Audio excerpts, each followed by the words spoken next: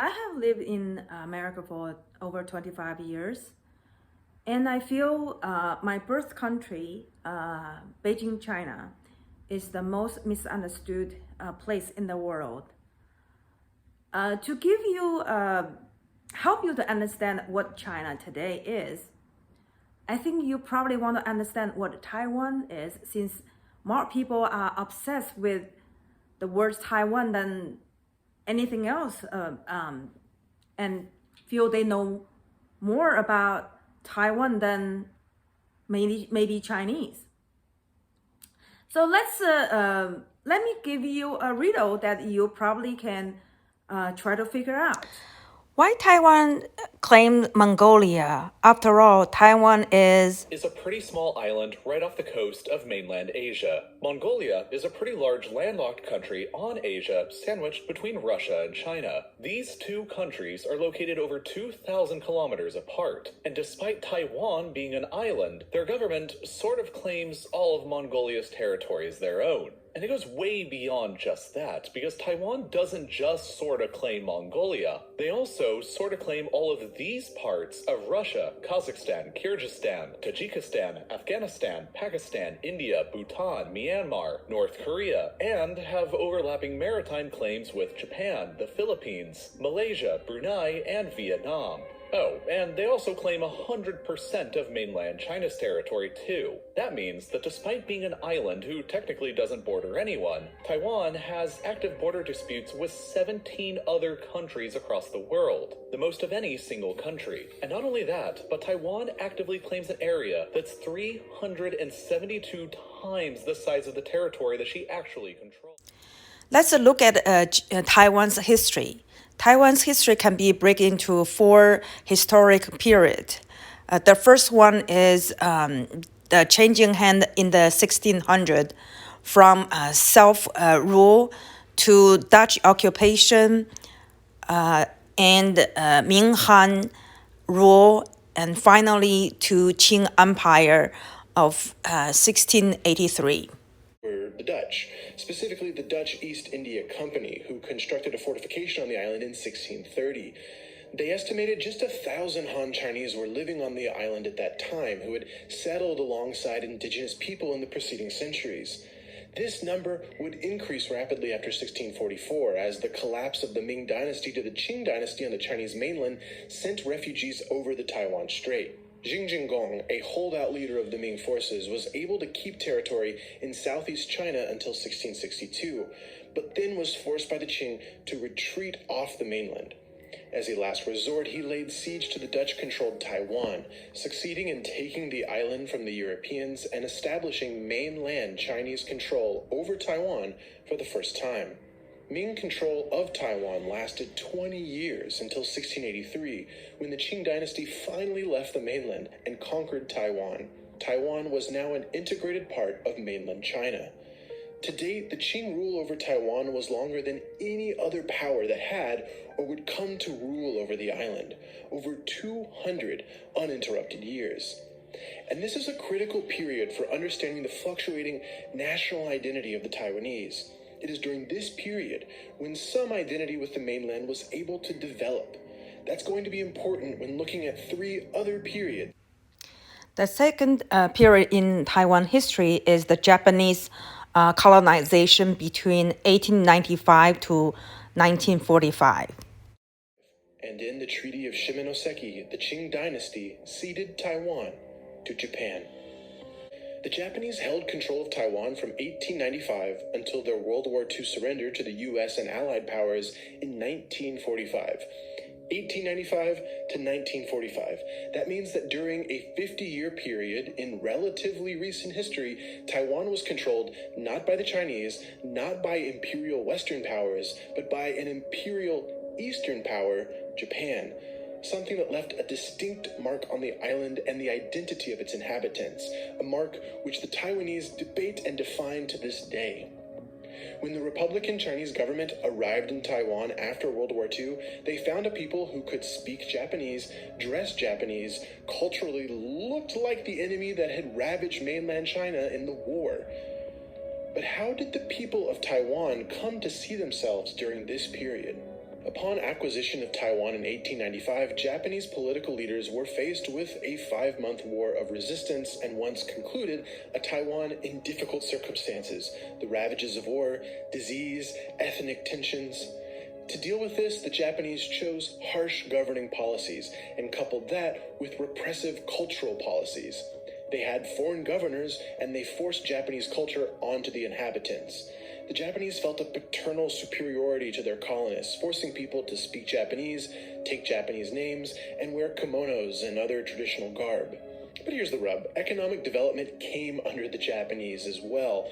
Agricultural exports were expanded with new farming practices and subsidies, then diverted from their previous destinations on mainland China to Japan. They brought education reform and new schools, banking, currency, taxed previously untaxed land for use in expanded postal, energy, information, and road infrastructure. The colonizers invested in public health, disease treatments, hospitals, a medical university. There's a solid rundown of all this in Murray Rubinstein's Taiwan, A New History listed in the description. Before we get to World War II, an important change in mainland China. In 1912, the Qing dynasty, the dynasty which ceded Taiwan to the Japanese, was replaced by the Republic of China, the ROC. During the Second World War, allies like FDR and Churchill would come to see the Republic of China and its leader, Chiang Kai-shek, not only as the rightful government of mainland China, but of Taiwan as well.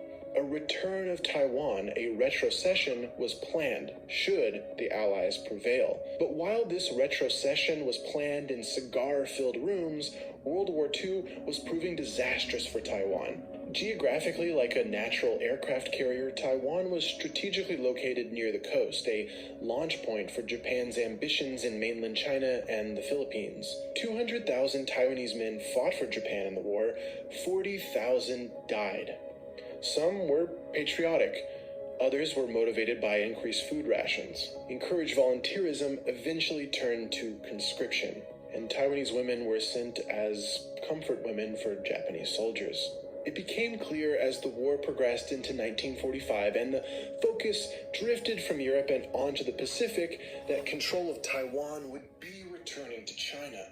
The Cairo Declaration, produced when Chiang Kai-shek met with FDR and Churchill, proclaimed, quote, "All the territories Japan has stolen from the Chinese, such as Manchuria, Formosa, that's Taiwan, and the Pescadores, shall be restored to the Republic of China." In August of 1945, Japan's unconditional surrender went into effect, and the Cairo Declaration's implementation began. Taiwan would be part of China once more. Now, Taiwan became part of the Republic of China under the military dictatorship of Chiang Kai-shek for next 40 years.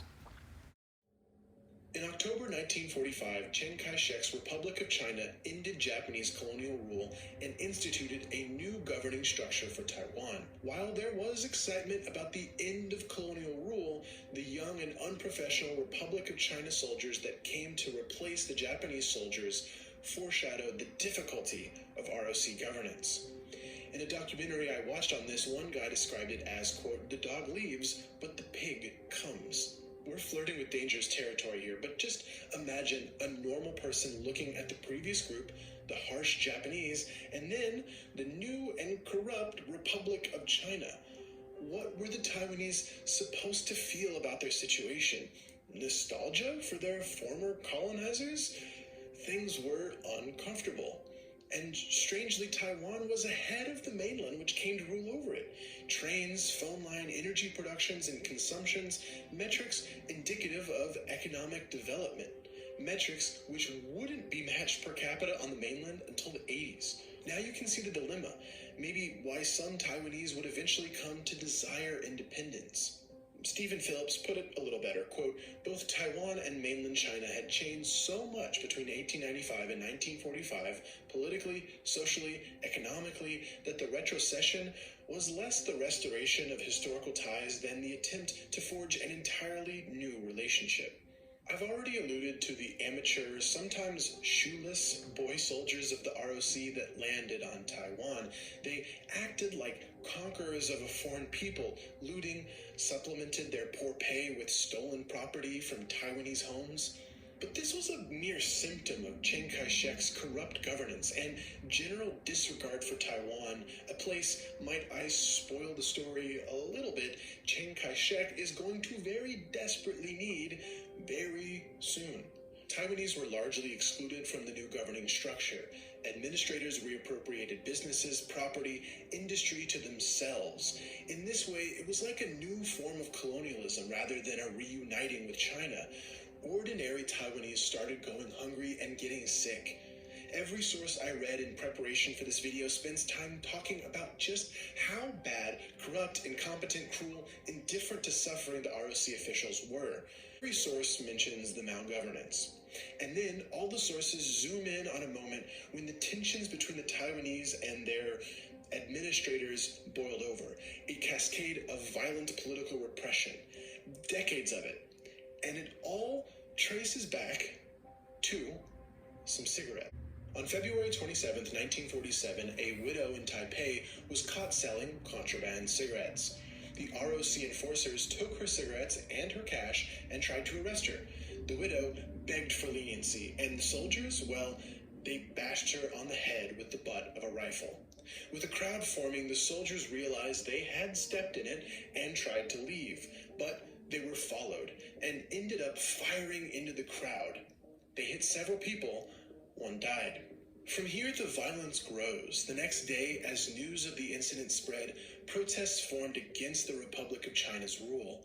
Crowds that gathered around the governor's residence were met with machine gun fire. Mass protests nationwide followed. Taiwanese civilians appropriated government offices, took control of their island. Chiang Kai-shek declared martial law, sending in thousands of mainland Kuomintang troops to put down this uprising. But they didn't just put down the movement in the streets, they started something that would come to be known as the White Terror. The Kuomintang soldiers imported from the mainland killed Taiwanese by the thousands. First, the people in the streets questioning their rule, but next they rounded up intellectuals, professional students, anyone who posed, in their eyes, a potential threat to mainland rule. At least 10,000 were rounded up and murdered. Some estimates go as high as 28,000. What started after the cigarette scuffle is known as the February 28th incident, 228. The martial law declared in this moment lasted 38 years, long after Chiang Kai-shek's death. And keep in mind, this is before Chiang Kai-shek is expelled from mainland China. So this is the relationship developed between the nationalists and the Taiwanese without any knowledge of what was about to come. That the nationalists, like the Ming Dynasty, would flee from the mainland, expelled, relying entirely on Taiwan for their future very soon. And by soon, I mean 2 years, 1949. The communist forces of Mao found themselves in an advantageous position against Chiang Kai-shek's Kuomintang nationalist forces. From 1945 to 1949, the nationalist forces lost ground to the communists. By the end of 1948, over 30,000 refugees from the mainland were arriving in Taiwan every day. Mao controlled Beijing and Nanking, and Chiang Kai-shek had to retreat from the mainland to, you guessed it, to Taiwan. Hey guys, ni hao. No, we were repressing y'all and all the violence and all that, but I was wondering, if it'd be cool if me and 2 million refugees from mainland China, crashed on the couch for a little bit while we, recouped our forces for retaking China from the communists instead. Is that cool? All right, cool. Thank you. No, I'm coming anyway. Sorry. And that was that. Here are the two Chinas. The Republic of China, still claiming control of the entire mainland, was now contained on the island of Taiwan. And everyone was waiting for the new People's Republic of China under Mao, which now controlled the mainland, to come across the Taiwan Strait and put an end to the whole thing, to eject Chiang Kai-shek, control Taiwan, and conclude the Chinese Civil War. Any day now. The governing system established from the fall of the Japanese Empire between 1945 until 1949, the quasi-colonial rule from the nationalist mainland, then the move of that nationalist power from the mainland onto the island itself, this system established in the interlude period set the tone for the following decades. The people of Taiwan would not have any say in their governance. Any attempt to acquire it would result in dissidents' disappearance, and any overtures from Republican leadership to indicate the Taiwanese might have a bit of representation in their government was a facade, a display for Chiang Kai-shek's new benefactor, the United States. And the U.S., well, it eventually bought into this narrative that Kai-shek would retake the mainland. Perhaps they bought into it cynically so. Sure, Chiang Kai-shek had this framing of retaking the mainland any day now, but even if he didn't, might the endeavor of keeping Taiwan anti-communist be worthwhile? Every inch and mile in the Cold War seemed to matter. And with a new conflict emerging on the Korean Peninsula, the Americans decided to double down. President Truman moved naval vessels into the Taiwan Strait in 1950. It was meant to stop Mao's forces from taking Taiwan while the U.S. was preoccupied with the Korean War. And in the meantime, U.S. aid bolstered the Republic of China's grip on the island for the international stage, even allowing them to hold the China seat on the UN Security Council.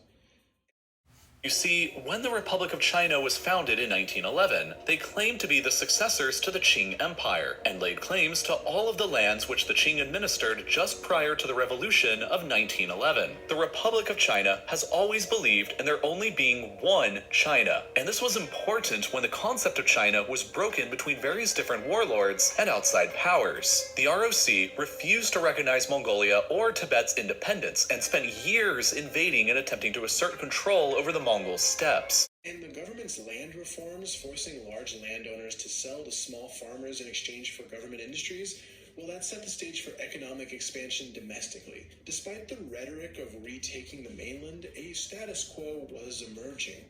After the Korean conflict ended in a stalemate, preventing Mao from having an American force directly on his border, Mao set two goals.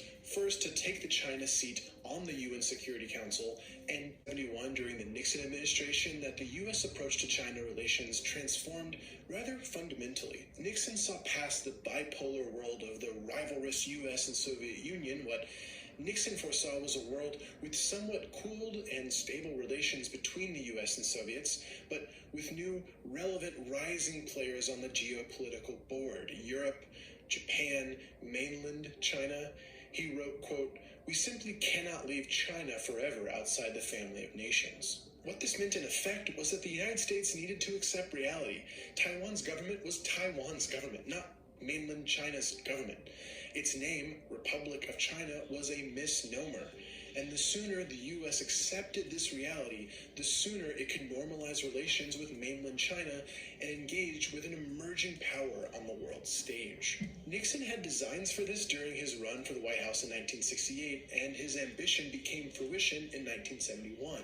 In that year, the U.S. supported the People's Republic of China in taking the China seat in the UN Security Council. The Republic of China, Taiwan, was ejected completely from the UN. The 70s were a turning point for Taiwan, the end of an era. The loss of the UN Security Council seat was the start, but Chiang Kai-shek's death in 1975 ended his era ruling over Taiwan. And then, in the late 70s, domestic political pressure foreshadowed a fatigue with one-party rule over Taiwan. A new period of Taiwanese democratization was on the way. You see, when the nationalist forces, the Kuomintang, retreated from the mainland and set up a government in exile in Taiwan, they kept the governing structure that they had on the mainland. Even though in reality they were governing an island, they postured that they would take the mainland again soon, and so maintained this shadow mainland government structure and mostly disincluded the Taiwanese. After they retook the mainland, Taiwan would be a county of a province of China, so why should the Taiwanese enjoy outsized representation in a government for all of China?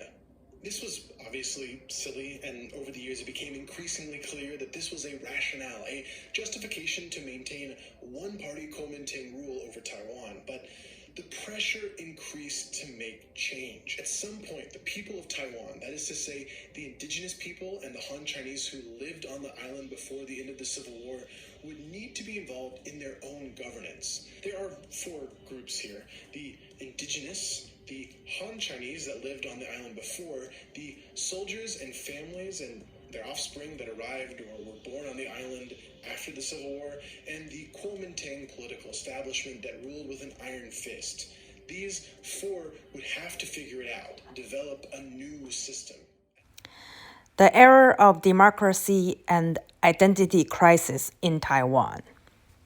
Taiwan had been under martial law for 30 years at this point, and it was illegal to form an opposition party against the Kuomintang. But despite this prohibition, a set of demonstrators marched on Human Rights Day 1975, a fledgling opposition group, the Taiwan.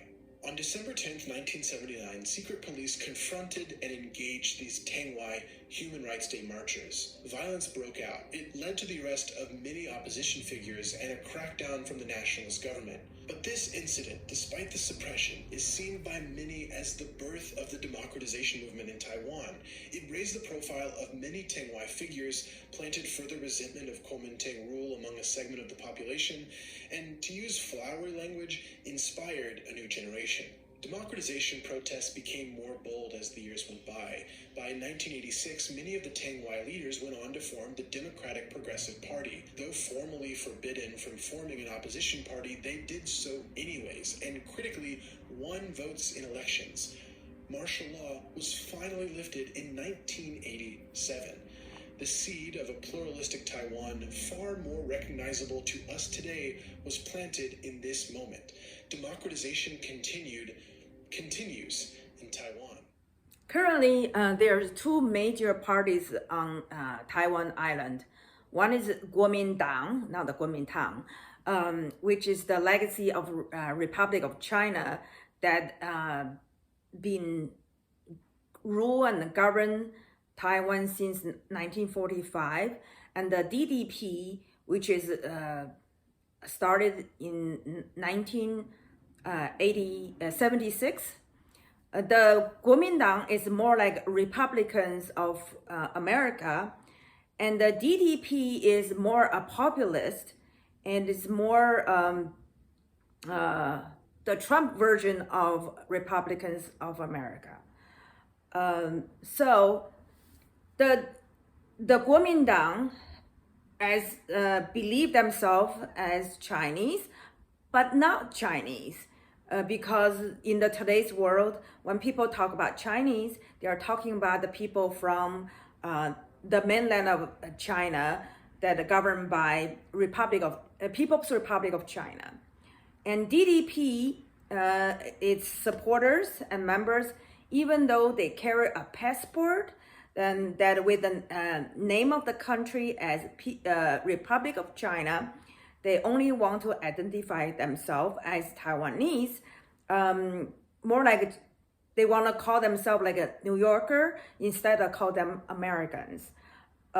So they have this, they prefer to call them New Yorkers, not Americans, because they feel they have their own identity. So all the politics on Taiwan Island revolve around their identity crisis. I remember when I was in graduate school in Chicago, one of my professor wanted the students to introduce themselves.